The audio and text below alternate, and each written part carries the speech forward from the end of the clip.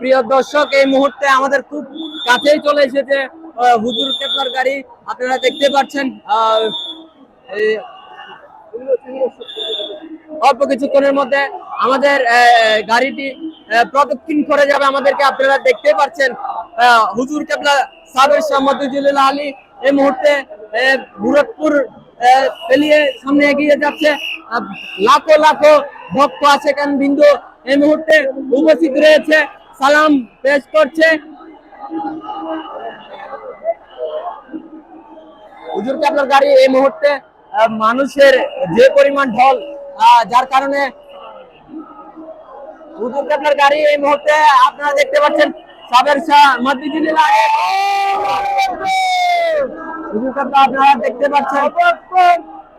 আপনারা একটু যদি হুজুর কেবলার গাড়ি নিয়ে এখানে হুজুর কেবলার সাথে আরো অনেক দিন রয়েছে।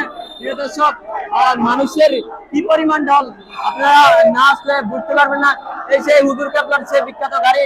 হুজুর কেবলার চারদিকে লাখো লাখো জনতার